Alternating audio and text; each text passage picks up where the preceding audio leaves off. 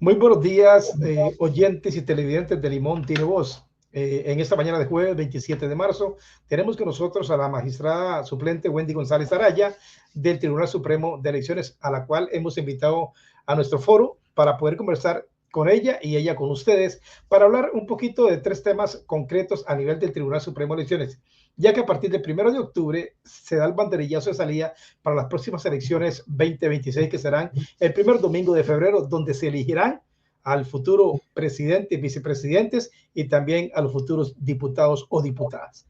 Doña Wendy, cuéntenos un poquito, para iniciar la entrevista, ¿con cuánto cuenta el Tribunal Supremo de Elecciones para las próximas votaciones de febrero 2026? Un estimado, tal vez no exacto porque falta mucho para la fecha, pero un estimado de cuánto, tal vez basado en el último presupuesto de las votaciones anteriores, cuánto más o menos tiene el tribunal presupuestado para las próximas votaciones. Muy saludos, don Jesús. Muchísimas gracias por el espacio y saludos también a los oyentes. Para comentarle, bueno, el presupuesto del tribunal, se presupuesta toda la actividad del tribunal y ronda aproximadamente unos 60.000 millones de colones. De una parte corresponde a lo que son gastos electorales, aproximadamente 4.000 millones de colones. Estos son estimados porque todavía se está trabajando en lo que es el presupuesto del 2026. Es importante mencionar que Costa Rica tiene el monto de voto más bajo en la región. Esto para que usted tenga una idea, el voto a los costarricenses les cuesta menos de $2. Esto para que tenga un nivel de comparación, pues en otros países vecinos como El Salvador está por encima de los $5. Ok, muchas gracias por ese detalle. Otro detalle, otra consulta. A nivel de lo que es la veda política en el tema publicitario para los candidatos, ¿hasta cuándo, o más bien, a partir de cuándo puede? Porque recordemos que los candidatos en su momento van a querer hacer valer la deuda política, que también es un presupuesto donde ellos van a cobrar las inversiones que hagan en temas de publicidad, sonido, perifoneo, programas de radio, todas esas cosas. ¿A partir de cuánto oficialmente ellos pueden empezar a invertir de su peculio, ya sea por lo que sea, para poder el día de mañana, si consiguen, porque también eso tiene que ver en los votos también que consigan, porque hay un cierto límite de votos para poder cobrar la deuda política?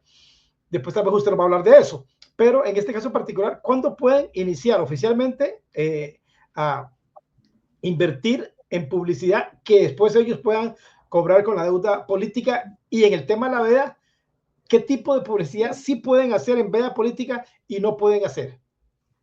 A ver, vamos a ver, el banderillazo de salida se da con la convocatoria de elecciones. Ahí comenzamos lo que es el periodo electoral como tal. Ahí comienzan los partidos también a generar gasto por propaganda política. Este tipo de actividad que es propia de los partidos y como usted indica es necesario para dar a conocer la oferta política que tienen, tiene que ajustarse a la ley.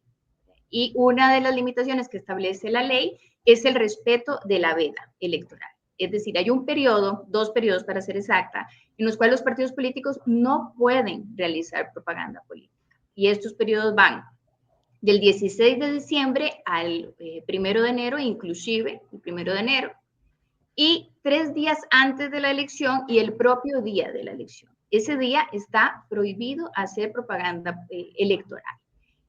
No obstante, tenemos algunas excepciones y las excepciones son los mensajes navideños que pueden dar los candidatos a presidente en estas elecciones.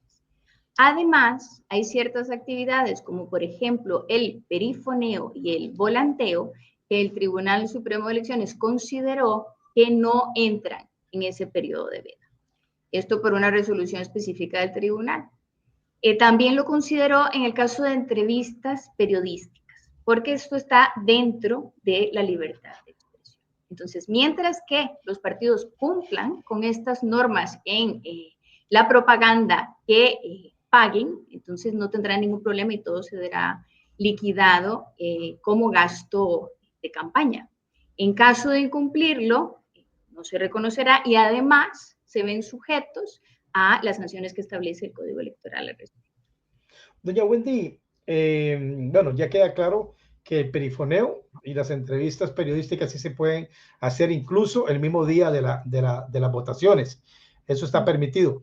Por otro lado, ¿qué va a pasar? Porque hoy en día prácticamente todo es redes sociales y anteriormente era, ¿cómo se llama? Más que todo radio y televisión, pero ahora WhatsApp, Facebook, Instagram y esto y el otro. La pregunta va sobre esa dirección. En estas plataformas tienen también prohibición. Está establecido que tampoco pueden hacer publicidad en la veda política ni en esos 3 días antes de la votación en las redes sociales.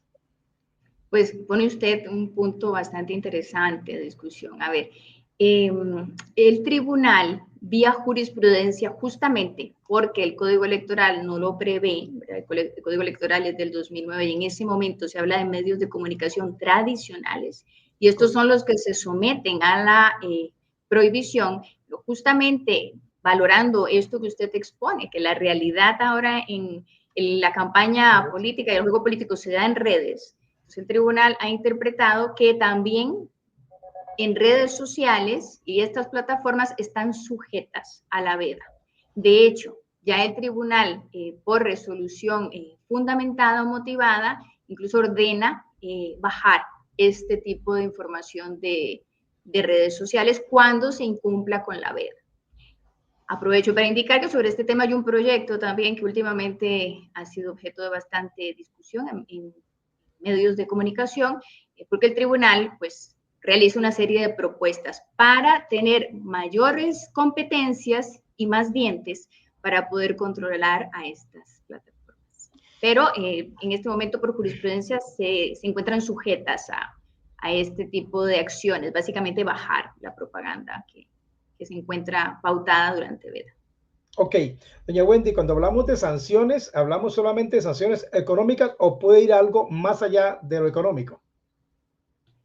A ver, en este caso, el Código Electoral establece multas y pues se hace un procedimiento que es de constatación bastante rápido y se aplican las multas, ¿verdad? En el caso de las plataformas tenemos un poco más de complicación porque no sabemos quién pauta, ¿verdad? Ese es el problema con el que nos enfrentamos y por eso la propuesta del tribunal va dirigida a establecer por ley una obligación para que las plataformas tengan la obligación de comunicar al tribunal quién está detrás de esta pauta. Entonces, en este momento no tenemos esa normativa, entonces la sanción que se aplica inmediata es eliminar la propaganda y se ordena que se baje la propaganda que está en veda. Porque ahora los medios de comunicación llamados tradicionales, ahora no solamente tienen, además hay muchos que tienen televisión, radio, Facebook, Instagram, YouTube, Spotify, pues, y tienen, pues, ya no solamente son televisión, ni solamente radio. Y así sucede, claro. Por eso te digo, a eso iba la pregunta, porque es una cadena prácticamente de plataformas que de una se convirtieron en 6. Claro, porque es que la discusión se da ahí, ¿verdad? Ahora, ese es el punto. Por eso el tribunal ha hecho esta propuesta legislativa, justo para poder regular esta zona gris que tenemos en este momento. Ahora, hay 2 cuestiones aquí que entran en 2 finalidades. Una es no entorpecer ese descanso del elector durante la veda y otra es una cuestión de transparencia, de saber quién está detrás de esa publicidad pautada. Entonces, la norma del tribunal, en este momento por jurisprudencia, ese descanso se puede tutelar porque el tribunal ordena sacar la información, bajar la información. Entonces, por ahí la situación, digamos, se atiende. Pero el asunto de identificar el responsable de esa propaganda, pues esto es lo que hace falta, ¿verdad? Porque hace falta establecer por ley la obligación de estas plataformas de brindar la información al tribunal. Entonces, en este momento, esta es la situación con la que nos encontramos. A esta altura, que lógicamente todavía el padrón electoral no se ha cerrado porque se cierra hasta el 30 de septiembre, a esta altura, más o menos, ¿cuántos son los datos, especialmente en la provincia de Limón, de los que si las elecciones fueran mañana, pueden y tienen el derecho de ir a votar? Por ejemplo, no tal vez tan específico, pero por lo menos un aproximado en este momento, porque lógicamente de aquí al 30 de septiembre pueden haber muchos cambios. Claro. Bueno, le tengo el dato exacto. De hecho, el cierre del padrón a febrero del 2025, ¿verdad? El mes pasado. Y en Limón tenemos 310.670 electores. Otro dato interesante que le traigo es también, respecto de Limón, el total de nuevos electores. Y tenemos, imagínense usted, 14.632 electores. A ver, le explico lo que son estos nuevos electores. Estas son las personas que no están incluidas en el padrón electoral porque cumplen años en este periodo justo, ¿verdad? Entonces, estas personas podrían, si solicitan su cédula de identidad antes del 30 de septiembre, podrían incluso venir a recoger la cédula el mismo día de la elección, porque el tribunal tiene jornadas extendidas para cumplir con esa identificación y para hacer posible el ejercicio del sufragio. Entonces tenemos a 14.632 personas que son nuevos electores, que son personas jóvenes, de las cuales a hoy tenemos empadronadas 7.507, es decir, tenemos sin empadronar, que todavía pueden acercarse al Tribunal Supremo de Elecciones a hacer este trámite, a 7.125 personas, únicamente en Limón. Esto es un dato importante y sí que pues es también importante hacer un llamado a los jóvenes para que se acerquen a hacer el trámite. Ok, entonces habría que sumarle a esos 310.670 estos 14.632 nuevos. Sí, señor, porque serían los nuevos electores.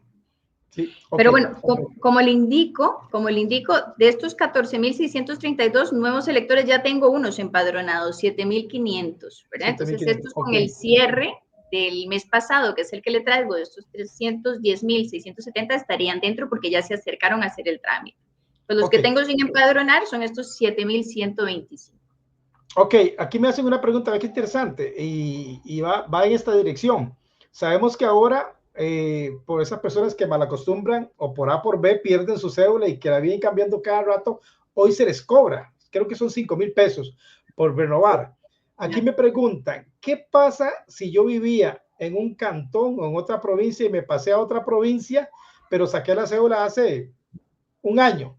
Pero ahí en ese año me trasladé de cantón y no puedo ir a votar. Ejemplo, que alguien es de Guanacaste y se vino a vivir a Limón. Vamos a irnos a los extremos.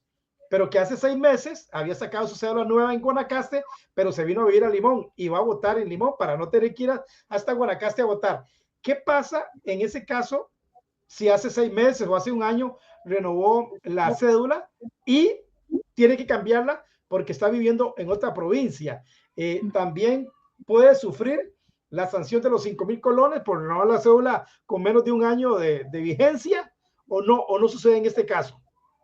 En este caso que usted me indica, no, porque de hecho la norma aplica para la segunda renovación en el mismo año. Entonces, si esto fue el año pasado, digamos que este año vuelve a correr, ¿verdad? Porque lo que tiene derecho son a 2 cédulas al año, ¿verdad? Y esto tiene una finalidad también de austeridad y también de buena gestión de fondos públicos, ¿verdad? Porque la emisión de una cédula nos cuesta a todos los costarricenses. Entonces, hay que tener cierto compromiso para cuidar su cédula de identidad. Ahora bien, la situación que usted expone, a partir o antes del 30 de septiembre más bien, todas estas personas, no solamente los nuevos electores, sino también las personas que quieren hacer un cambio de domicilio electoral, no solamente porque vivan en otra provincia, que esto es muy razonable hacerlo, sino porque necesitan votar en un lugar más cerca, ¿verdad? El tribunal les da la posibilidad de votar en un centro de votación lo más cercano al lugar de residencia. Estas personas tienen que presentarse a hacer el cambio de domicilio electoral y no necesariamente implica la emisión de un nuevo documento, ¿verdad? Esto si se solicita, se emite nuevamente en estas reglas que le he indicado, pero lo importante es que quede registrado antes de este 30 de septiembre el cambio de domicilio electoral para que la persona pueda votar en el lugar más cercano. Esto es parte del proceso de depuración del padrón electoral, que esto es una garantía que tiene nuestro sistema electoral. En Costa Rica, el padrón electoral es confiable, es un padrón electoral que cierra y es el padrón con el que se basan las elecciones. Hay países como Estados Unidos, por ejemplo, que parten de un padrón abierto. Entonces, la persona incluso el mismo día de la elección se está registrando en el padrón electoral. Y esto tiene, pues, algunas cuestiones de desconfianza, ¿verdad? En nuestro caso, el padrón electoral al 30 de septiembre las personas pueden hacer modificaciones o nuevas solicitudes de cédula, el tribunal tarda un mes revisando y procesando todas estas solicitudes, que en esos últimos días suelen ser muchísimas, los tipos esperamos al último momento, y un mes después se cierra el padrón. Entonces, ya tenemos para las elecciones un padrón absolutamente depurado. Esto tiene una única excepción, y es el caso de los privados de libertad, porque para garantizar el derecho al sufragio de estas personas, como a veces son movilizadas de un centro a otro, entonces en el caso de ellos sí vamos actualizando el padrón electoral, ¿verdad? Y sí que se tiene una comunicación directa con Adaptación Social, que es quien administra todas las cárceles en el país, para que nos indiquen, nos notifiquen estos movimientos, incluso pues se va en el material electoral, ¿verdad? Si hay algún cambio en el padrón para que estas personas puedan, o un nuevo padrón si se ha modificado la integración de un centro de votación para que estas personas puedan votar. Igual pasa con las defunciones, ¿verdad? Que también pasa en otros países, que se habla mucho de votaron muertos, ¿verdad? En Costa Rica yo le puedo garantizar que esto es casi un imposible, ¿verdad? Porque el asunto de las defunciones se están actualizando incluso el mismo día de la elección. La oficina a cargo informa si hay alguna defunción para que esto sea considerado por la Junta Receptora de Votos y se haga el cierre correspondiente de la ¿Cuánto personal más o menos debe de tener disponible el Tribunal Supremo de Elecciones para enfrentar estas votaciones del 2026? Porque me imagino porque yo calculo que entre más partidos políticos se inscriban, hay más trabajo para el tribunal, para la imprenta nacional y para todos. En este caso, ¿cuánto personal tienen estimado ustedes que pueden llegar a ocupar para el día de las votaciones? Realmente el tribunal contrata servicios especiales para las elecciones. En este momento el dato exacto se lo puedo suministrar después, pero no lo tengo porque no sé cuál es la proyección para estas nuevas elecciones, pero sí que le puedo decir que justo una de las claves de ese costo tan bajo del voto para los costarricenses que le comentaba inicialmente es que mucho de este trabajo lo hacemos los mismos funcionarios electorales. Durante ese periodo de elecciones hay muchos funcionarios que se desplazan porque son asesores electorales y son los que están a cargo de coordinar con la Junta de Receptora de Votos el envío del material electoral, todas estas actualizaciones de defunciones que les estoy comentando y entonces pues están completamente implicados. Además, hay diferentes programas electorales que también quienes asumen estos roles son los propios funcionarios electorales. Y esto tiene una cuestión, una particularidad también pues muy clara en materia electoral, y es que somos nosotros los funcionarios electorales los que sabemos cómo hacer las elecciones, ¿verdad? Entonces, sí que hay un apoyo de funcionarios contratados por servicios especiales, pero la mayoría de estas tareas las llevamos nosotros. En todo caso, le tengo el dato, ¿verdad? Porque es un dato en el que se está trabajando ahora para la proyección de contratos nuevos que se hacen. En ese convenio, me imagino que más tripartista, porque ustedes tienen que involucrar, como antes usted dijo, a los que tienen que ver con adaptación social. Me imagino que tienen que también, no digamos que negociar, pero sí llegar a un buen acuerdo con el MEC por el tema de las aulas, con el Ministerio de Seguridad Pública por el tema de los oficiales, con el tránsito también. Me imagino que eso es, y yo me imagino que eso no puede empezar a darse a partir del 1 de octubre. Me imagino que ya tienen que ir, casi que ir, como dicen, haciendo el lobby necesario para saber con qué cuentan para el día de las elecciones.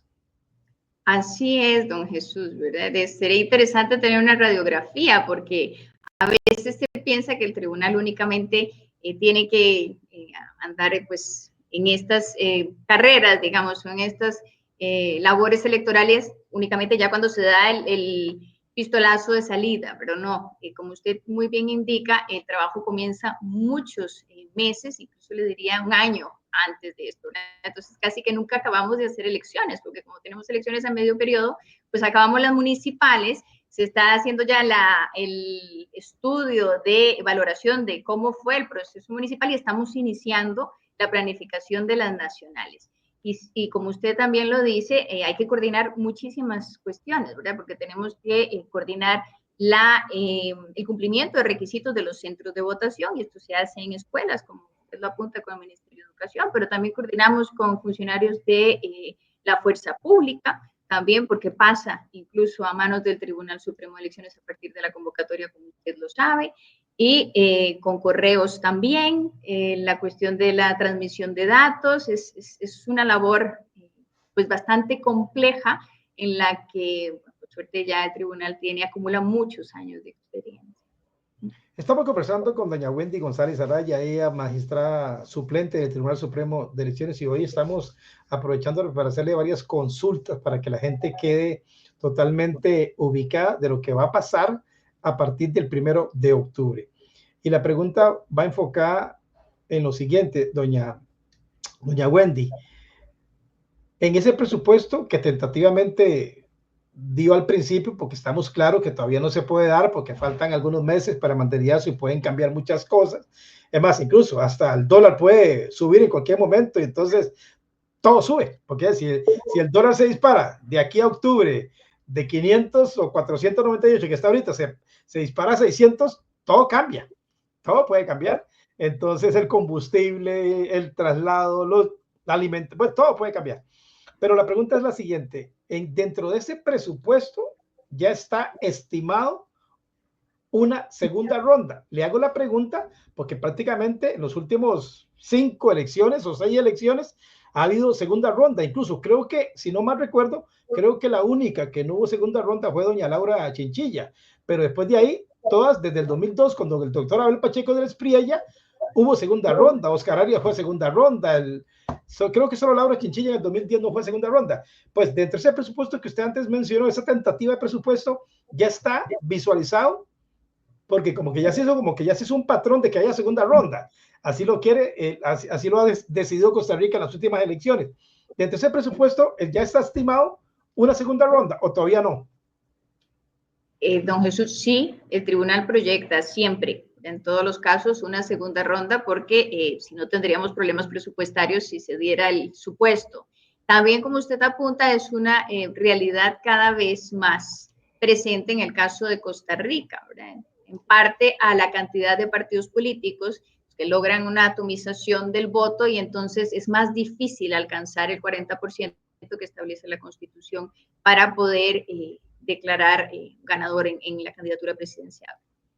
También es un fenómeno que se da en distintos países de Latinoamérica.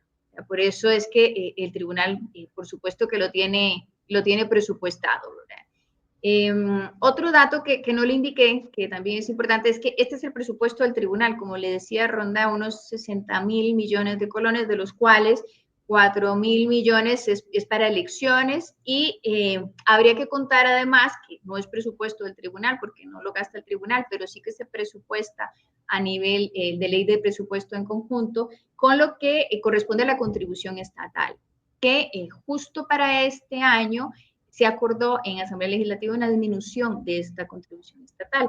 Nada más para que usted tenga el dato, sin esa disminución, no con el dato vigente, estamos hablando de 78.000 millones de colones en contribución estatal. Esto sería lo que los partidos políticos logran liquidar como gastos de campaña y organización para poder llevar a cabo, pues, para poder participar en el proceso electoral. La famosa deuda política. La famosa deuda política, sí, señor. Claro que sí. Estamos conversando con doña Wendy González Araya, ella es magistrada suplente del Tribunal Supremo de Elecciones, y vamos terminando con esta entrevista también para, sabemos que su agenda es un poco apretada y también más bien agradecemos que nos haya dado esos minutos.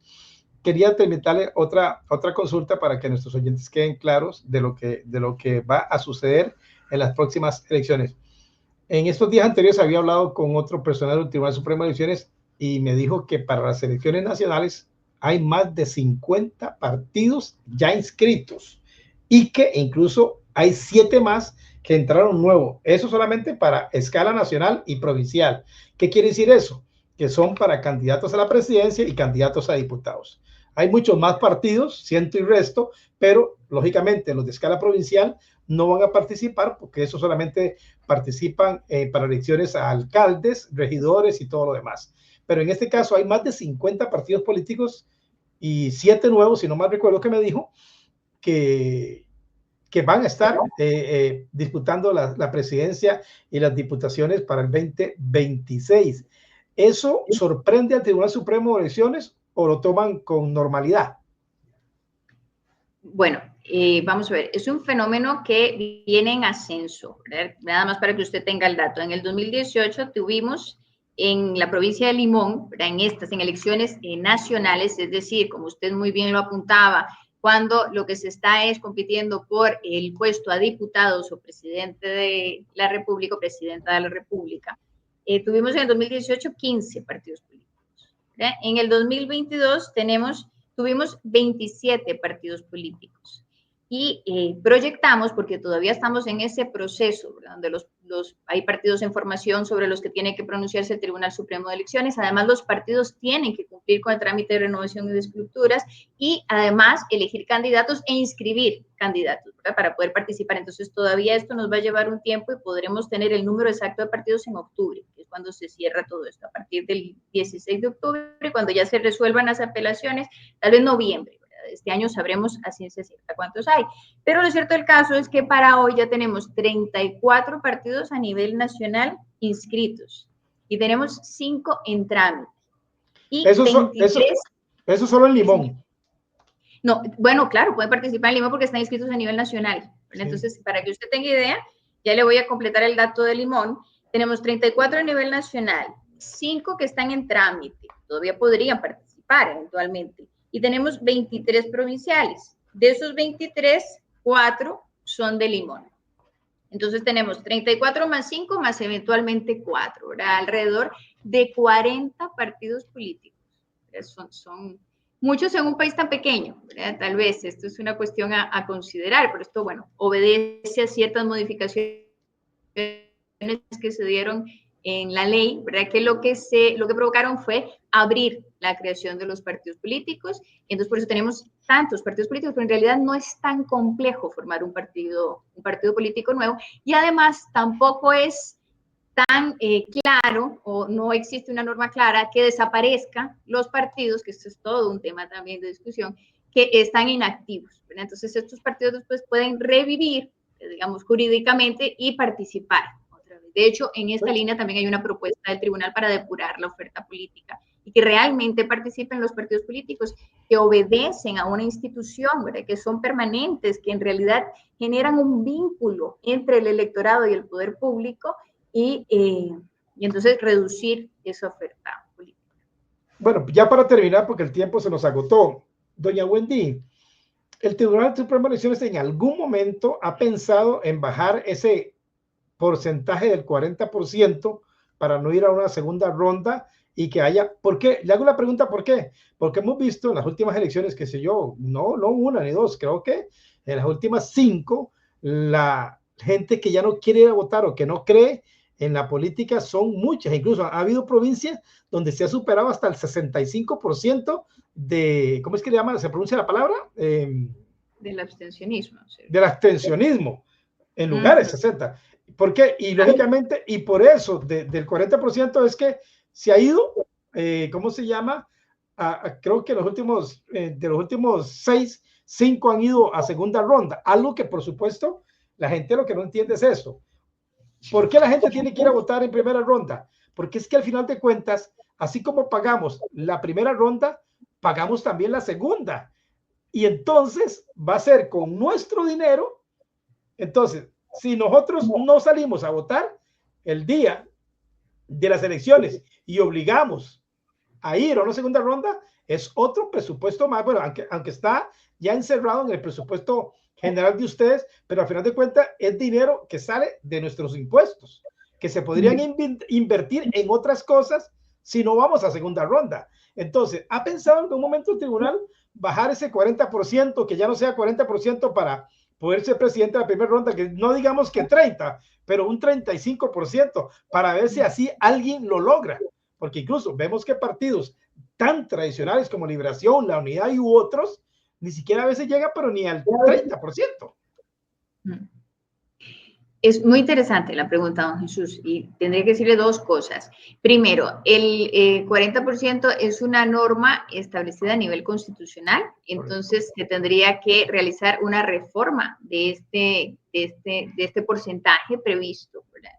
Entonces no depende del Tribunal Supremo de Elecciones, es una cuestión de discrecionalidad legislativa y en este caso del constituyente derivado, es decir, de la Asamblea Legislativa cuando puede reformar la constitución política, está fuera del alcance del tribunal. Pero también me gustaría apuntar en cuanto a que tal vez el problema no sea el 40%, ¿verdad? Más bien el problema es el otro que usted también señalaba, que es justamente el abstencionismo, ¿verdad? Porque la idea es que entre más apoyo tenga el presidente electo, pues más legitimidad democrática tendrá, ¿verdad? El ideal es que la persona realmente elegida para ser presidente y representar esos intereses de la nación, sea la persona que tiene más legitimidad, es decir, más confianza por mayor número de personas, ¿verdad? Entonces, pareciera ser que el problema que hay que atacar es más que todo ese porcentaje de abstencionismo que, como usted decía, cada vez va más en aumento. En el caso de Limón, y tengo los datos por acá, por ejemplo, en la provincia de Limón, en el 82, imagínense que había una participación del 67,6%. Esos eran los que salían a votar en el 82. Y en el 2022, esa participación cayó a un 50%. Entonces, en realidad es preocupante porque en un sistema democrático ese ejercicio de voluntad y esa decisión de elección de los gobernantes es fundamental. Entonces, por ahí también se cuestiona el papel de los partidos políticos, que son justo como usted decía, los que tienen que levantar ese interés del ciudadano para identificarse con una propuesta que ellos presenten y convocarse a las urnas. Entonces, el tribunal, por su parte, lo que hace es abrir las urnas, garantizar que estarán en las posiciones más cercanas y con mayor facilidad para el ciudadano. Después, garantizar que el proceso sea absolutamente transparente y que se garantice esa alternabilidad en el poder, pero el convocar y el llevar a la gente, el tribunal ha asumido también su parte, pero corresponde en primer término a los partidos. Ok, doña Wendy, con esta pregunta terminamos. Nosotros que hemos apoyado el Tribunal Supremo de Elecciones en los últimos 15 años, aunque tenemos 35 años de carrera, pero en los últimos 15 años hemos estado más matriculados por el tribunal porque creemos que el abstencionismo no es bueno para el país. Por eso que usted antes mencionó, qué lindo que sería que un presidente de primera ronda no ganara con un 40%, ojalá con un 70%, para poder, como dice, legitimar más su mandato, ¿no? Y que uno diga, bueno, Costa Rica le dio el apoyo y Costa Rica creyó en la propuesta que él hizo a los costarricenses. Pero pregunto, porque sí he visto, además en las últimas elecciones, tanto para alcalde y regidores y también para presidentes y diputados del 2022 y 2024, vimos que el Tribunal Supremo de Elecciones hizo una inversión importante en mensajes para que la gente salga a votar, pues en contra del abstencionismo, pero surgió muy poco efecto. ¿Ha pensado el tribunal en cambiar la estrategia, en ver, porque pareciera que al costarricense pareciera que hay que decirle, no salga a votar para que salga? Pareciera que es al revés. En vez de decirle, salga a votar porque su voto es importante, su voto vale, porque pareciera que al costarricense hoy en día hay que decirle lo contrario para que haga lo correcto y no decirle lo correcto para que haga lo contrario. Apunta un tema pues, fundamental, ¿verdad? Que es el tema del abstencionismo, y también señala un dato que es absolutamente cierto, y es que el tribunal ejerce, tiene acciones, ¿no? Ejerce cierto tipo de planes para intentar reducir ese abstencionismo y realmente llamar y motivar a las personas a votar, y como usted bien lo dice, pues se ven las campañas del tribunal y los diferentes esfuerzos que hace el tribunal, ¿verdad? Incluso también esto que le comentaba del padrón, el invitar a las personas a inscribirse, el extender jornadas para que las personas puedan solicitar su cédula, la cedulación ambulante que también hace el tribunal, que salen funcionarios por todo Costa Rica para garantizar, ¿verdad?, que estas personas tengan el documento de identidad y puedan presentarse a votar. Eso es una labor que nosotros tenemos completamente como prioridad, ¿verdad? De ahí que el abstencionismo sea de dos tipos: el abstencionismo técnico, que son las personas que no van a votar porque no pueden votar, y este sí que es responsabilidad del tribunal, y nosotros no tenemos abstencionismo técnico, ¿verdad? Esto se lo garantizo porque hay datos que así lo confirman. Es decir, las personas no es que dejan de votar porque no puedan, ¿verdad? No es porque no tengan cédula o porque es muy lejos el centro de votación, las personas dejan de votar porque no les interesa votar. Entonces, en este otro tipo de abstencionismo, que es el abstencionismo práctico que se da, no técnico, ahí el tribunal es poco lo que puede hacer, ¿verdad? Más que este llamado, información, como le decía, es una cuestión de estructura ya. Como hay tantos partidos políticos, entonces es difícil, imagínense el número que hablamos ahora, 40, ¿verdad?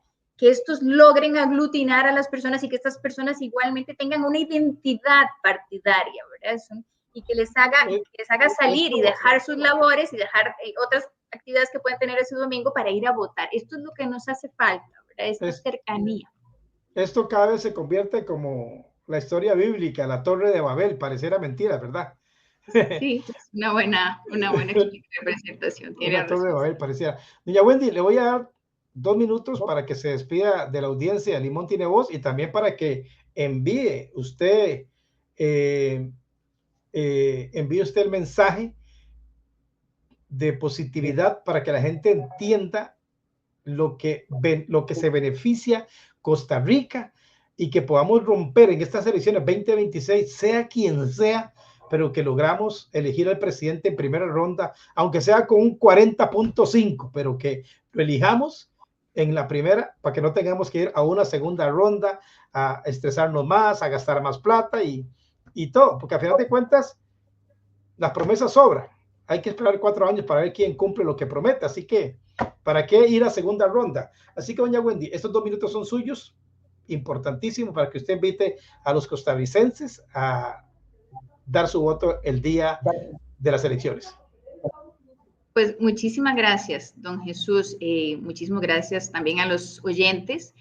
Básicamente, lo que resta decir de parte del tribunal es que el tribunal, como lo ha hecho en todas las elecciones, va a garantizar que la mesa esté servida, va a garantizar que todas las personas puedan acercarse y ejercer su derecho al sufragio y pues entonces hacer un llamado a aprovechar estos caminos. Y el primer punto a aprovechar es a realizar las gestiones de estos nuevos electores, las personas que van a cumplir años de previo a el día de la elección, para que de previo al 30 de septiembre se acerquen a la oficina regional para hacer el trámite de cédula y poder contar con su documento de identidad y estar incluidos en el padrón electoral para participar en las próximas elecciones nacionales. Muchísimas gracias, don Jesús, y a sus órdenes.